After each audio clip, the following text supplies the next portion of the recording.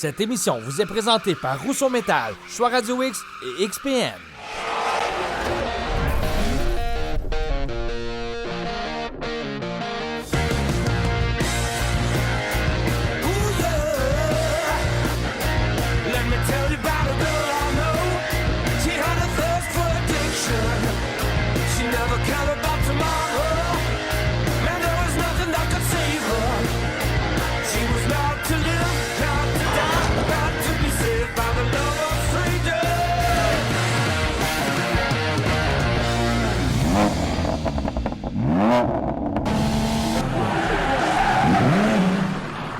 Salut tout le monde, c'est un bonheur encore une fois cette semaine de vous retrouver à festidrag.tv. Salut Martin! T'as mis ton petit kit estival? Décidé de sortir ma petite nappe de table à pique-nique. Ah, écoute, c'est les vacances, hein? Ben, Amateur de Kenpin, bonsoir.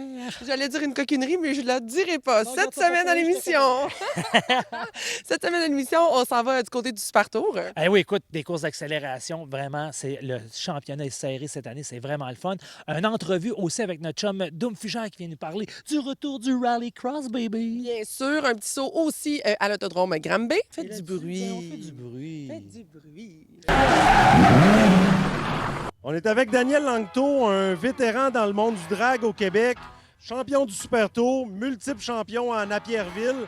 Daniel, pourquoi tu as choisi le drag quand tu as débuté ta carrière dans le sport motorisé comparativement à d'autres sports?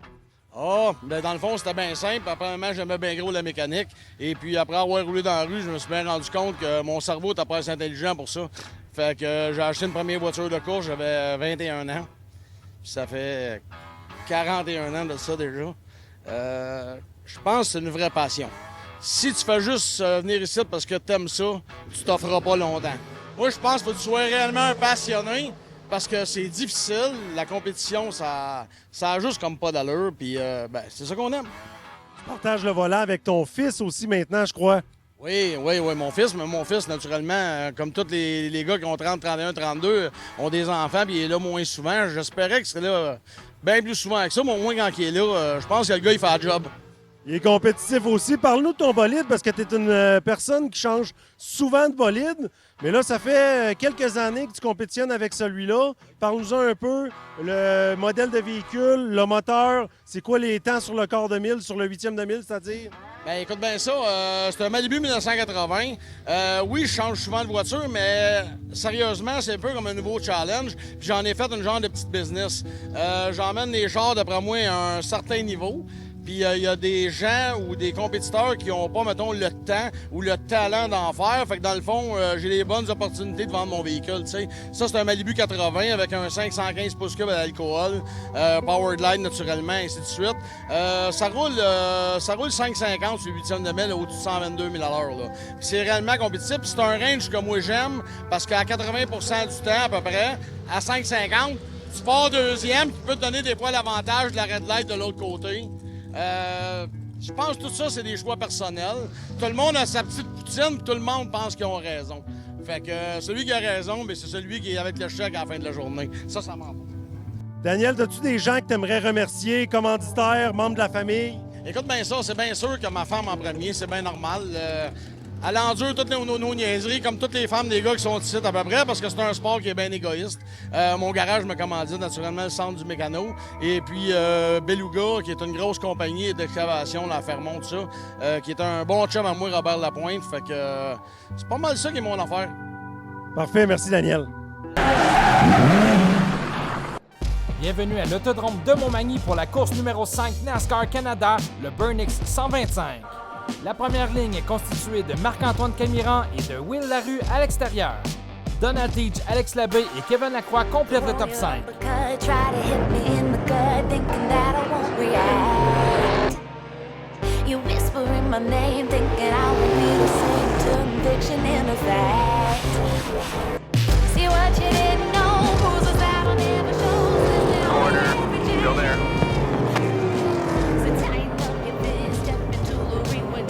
Quarter.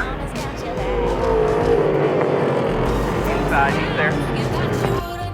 Le vétéran et très habitué du circuit Donald Teach s'accroche toujours à la 3e place.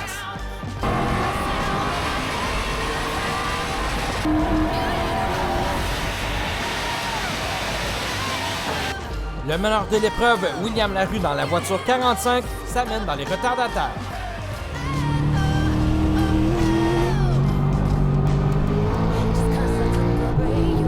Problème pour le numéro 0, Glenn Steyer, qui se fait retourner.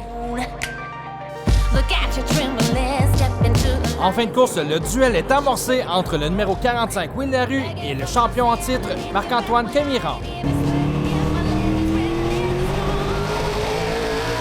Un peu plus loin, superbe bataille entre les vétérans Alex Labbé et Andrew Ranger.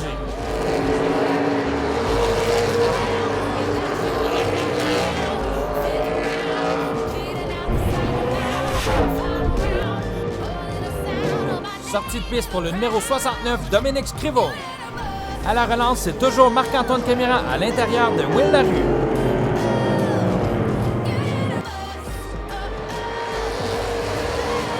C'est le dernier tour de piste pour le XPN Burnix 125.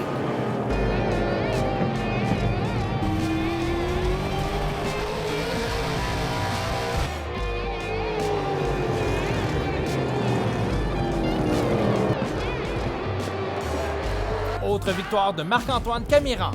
Il consolide ainsi sa première place au championnat. Une autre belle course, encore une fois. La voiture GM Payet était vraiment rapide. Idéal Cargo aussi. XPN, puis on était patients, on était vraiment patients. Le 45 était vraiment vite en début de course, puis on a capitalisé à la fin, puis on est vraiment content d'avoir la voiture 96 on top again. Hey, salut tout le monde, c'est LP. On est à Montmagny en ce moment. Et puis, la première course, c'était mouvementé. Ça a brassé un peu au début. On s'est fait toucher. Ça a changé certaines choses sur la suspension. Et puis, par la suite, par contre, on a arrêté dans les pluies, on a fait des changements. La voiture était quand même descente, mais il a fallu qu'on reparte à l'arrière pour être capable de remonter à la 8e position. Donc, c'est pas exactement où on voulait finir pour la course de la première course ce soir. Évidemment, on avait plus d'attente pour la voiture WeatherTech Omnifab Bellemare. On retourne à l'atelier, on travaille fort pour revenir plus performant à la prochaine course. Salut tout le monde.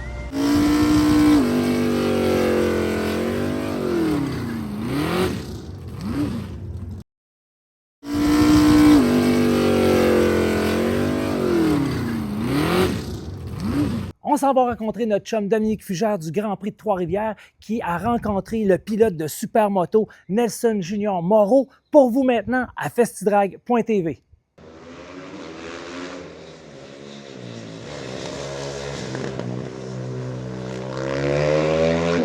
Nelson Moreau Junior, un grand retour à Trois-Rivières. 2022, tu avais roulé chez nous lors de notre dernière édition au Grand Prix de Trois-Rivières où on est du Rallycross. Là, on revient 22 et 23 août. Puis, le Supermoteur est en pleine expansion au Québec. Ça se passe très bien. Tu es notre meilleur porte-étendard. Oui, tu as roulé chez nous en 22, mais après ça, mettez en Belgique. Je sais que tu retournes. Et là, les gens vont avoir les yeux rivés sur toi comme grand favori. Qu'est-ce que ça veut dire d'avoir toute cette pression-là sur les épaules? Pression. J'essaie de pas trop m'en mettre, mais c'est comme un privilège en même temps. Je me trouve choyé de vivre ça à mon âge, comme je le répète tout le temps. Mais je vais venir ici avec la ferme intention de ne pas me laisser intimider, puis je vais essayer de ne pas mettre cette pression-là trop sur mes épaules pour la course. Et là, chez nous, au Grand Prix Trois-Rivières, dans notre week-end Rallycross, on roule 100% énergie renouvelable. Dans les énergies renouvelables, il y a de l'électricité. Puis là, tu vas rouler côte à côte avec des motos électriques. On vous a vu tantôt faire des départs, toi et Thomas Manceau. Je sais que tu as eu la chance de te frotter avec quelques-uns. Comment tu trouves ça de rouler, toi, sur ta Husqvarna, qui roule très bien, qui fait du bruit, du beau bruit, je dirais certains. Celles-là font pas de bruit, mais ça marche quand même autant. Là. À chaque départ que vous avez pris l'un à côté de l'autre, Thomas a toujours été en avant. Donc là, il n'y a pas une tentation d'aller tenter ça, d'aller de ce côté-là? Bien, je suis une vieille génération. Fait que ça a déjà été difficile pour moi de passer du 2 temps au 4 temps. Aujourd'hui, de passer du 4 temps à l'électrique, je trouve ça spectaculaire comme nouveauté. Pour moi, personnellement, je ne suis pas rendu là. Oui, la machine, on le voit, ça a une puissance incroyable. Je pense qu'il y a des petits côtés sûrement à améliorer, la crainte des batteries. Moi, c'est tout ça un peu que je pense. Mais moi, personnellement, je suis pas encore rendu là, mais je dois avouer que c'est des machines incroyables. Donc, tu penses que tu vas être capable de t'imposer avec ton Husqvarna, c'est un 450, puis un moteur 4 temps, comme tu dis, puis tu vas être capable de t'imposer face à ces machines-là grâce à ton talent de pilote ou grâce à la machine? C'est comme une pogne de me faire poser ça. Je veux pas... c'est pas une histoire de parler de talent. Je vais... Il y a l'expérience aussi. En tout cas, je vais dire plus expérience que mon talent. Puis, je vais travailler fort pour pas me faire talonner par un électrique en souhaitant que la batterie, pour eux, elle tienne ou elle tienne pas. Ça. Moi, je sais très bien que je manquerai pas d'essence. Fait que ça va être une affaire... je pense que ça va être une course à suivre. La beauté là-dedans, c'est qu'en supermoteur, les courses la plus longue vont durer 15 minutes. Fait que, comme on dit souvent, si vous n'aimez pas le spectacle, attendez un peu. Il y a quelque chose à votre goût qui s'en vient. Puis là, ben, si vous êtes sur le point de manquer de batterie, juste à vous laisser aller, vous allez vous rendre au bout. Nelson, merci beaucoup. Merci beaucoup.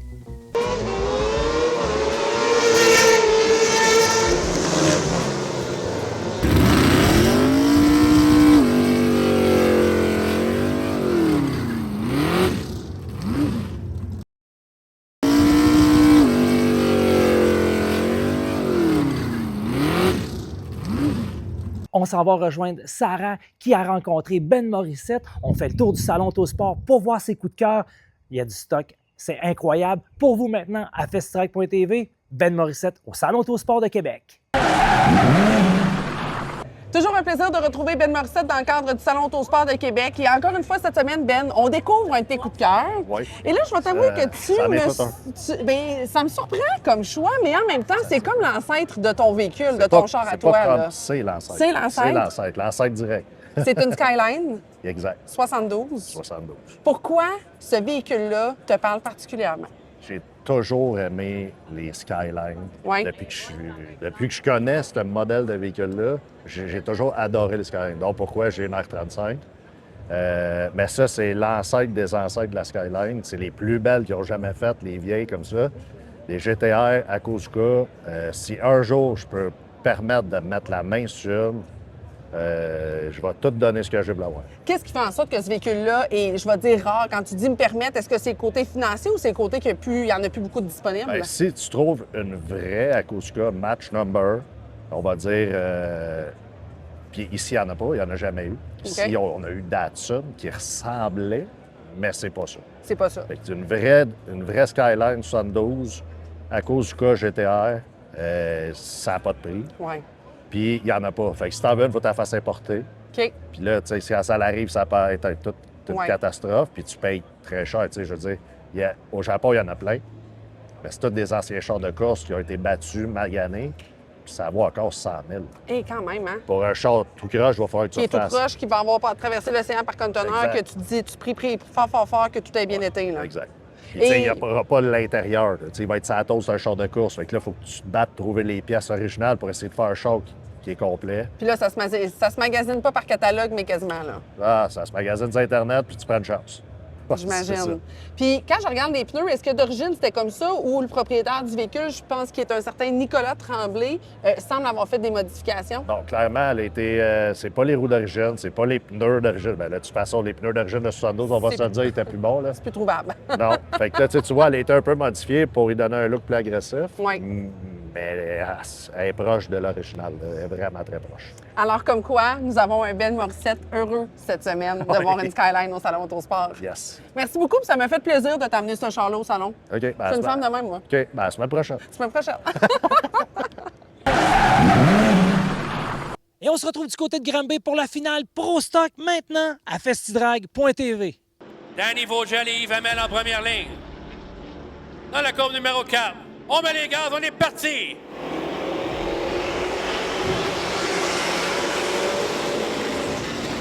Luc Biron qui pointe en troisième place. Alors qu'on viendra compléter un premier tour et c'est Hamel par un nez qui a l'avantage sur le Joker Vogel. Yves Hamel qui est dans la voiture 194. Ouais, il y a du liquide là sur le circuit. Oh! Ça semble être la voiture de Tommy Lisotte là, qui... On est reparti pour ce challenge semi-pro, pro stock. Yves Hamel et Danny Vogel encore en lutte pour la première place. Alors, Vogel qui tient ça tout près du mur. On s'est touché entre Vogel et Hamel à la sortie du virage. Et Hamel est cassé! Attention à la sortie du virage! Oh là là! Carambolage chez les semi-pros et ça s'est touché solide. Contact sérieux chez les Pro Stock semi-pro. En reprise à la suite du contact. Et par la suite, il y a un bris à l'avant, la direction avant cassée. Et puis, tout le monde est parti de travers. Mais effectivement, Tommy, tu as raison, il n'y a pas eu un contact très sévère. Et Bruno Lafontaine, très surprenant, dans la voiture numéro 45 ce soir. Beaucoup d'expérience, mais surtout dans un sport compact pour Bruno Lafontaine ici. À l'Autodrome Granby, a connu beaucoup de succès. Lafontaine maintenant à l'extérieur au départ de Vogel. Collision à l'arrière impliquant quelques voitures. Gauvreau est rendu 4e à l'extérieur de Luc Biron. Et devant les voitures de Bruno Cyr et de Justin Chaput. Gauvreau qui trouve quelque chose sur la relance dans le 72 au large. Bruno Cyr qui s'en vient à 3 de large à la sortie du virage numéro 2. Gauvreau dans le 3e chemin et 2e. Bruno Cyr dans le milieu. Danny Vogel tout près du mur. Et pendant ce temps, François Adam creuse son écart à l'avant. Bruno Cyr maintenant, par un nez, accède à la 2e place. François Adam l'emporte en semi-pro. Et pour la 2e place à la toute fin, Bruno Cyr, tout juste devant Justin Chaput. Une bonne main d'applaudissement pour le vainqueur en Pro Stock, le 0-1, François Adam!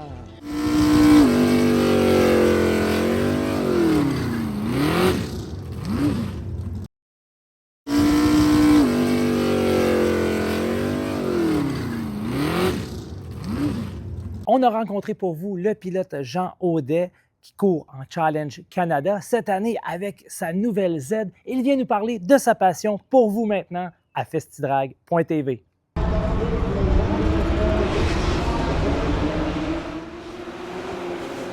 Bonjour, mon nom est Jean Audet, je suis le propriétaire des Grands Hôtels Times. J'ai commencé la course sur le tard en 2010 et je fais du Porsche, des véhicules Porsche à travers l'Amérique, mais je fais aussi du Challenge Canada, la nouvelle série qui vient de commencer. J'ai commencé un peu avant, peut-être en 2007, à faire du lapping, puis je trouvais qu'il manquait un petit peu de challenge, donc j'ai dit je vais essayer la course et là j'ai acheté une Porsche Cup et je me suis lancé dans l'aventure.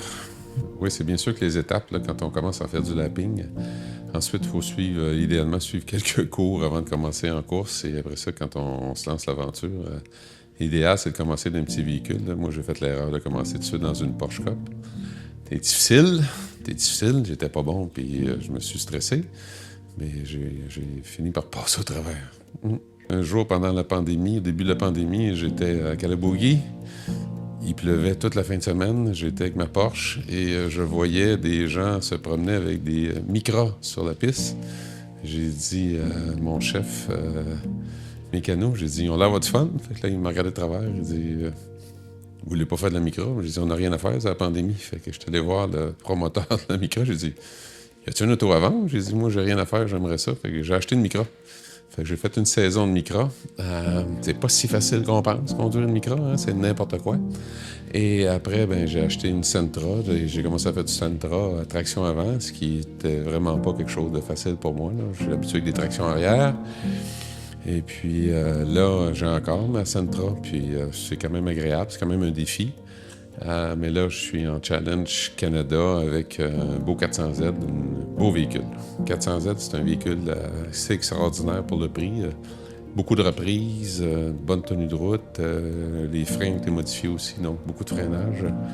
Honnêtement, là, pour ceux qui veulent faire de la course, je pense que c'est la bebelle à avoir présentement. Ouais, le seul qu'on a fait, c'est canadienne, c'est ce qu'on appelle Mosport. Moi, ça a bien été. J'ai eu 2 départs en pole position puis un départ en 2e position. Malheureusement, j'avais joué sur mes enlignements puis la fois de même, donc j'ai fini, je pense, 4 puis 3. Là, mais ouais, Grand Prix de Trois-Rivières, ça va être intéressant. C'est pas large, faut être précis.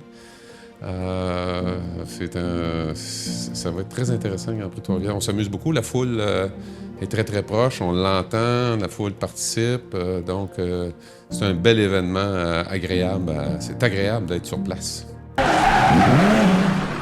OK, c'est fini. Martin. That's it. Et la semaine prochaine, qu'est-ce qu'on fait? On brûle du gaz en dirt, en drag, en stock car, puis en tout ce que vous voulez. Et puis Grand Prix de Trois-Rivières aussi, sûrement. Ben, c'est tout ce que vous voulez, ça. Bon, ben OK, tout ce que vous voulez.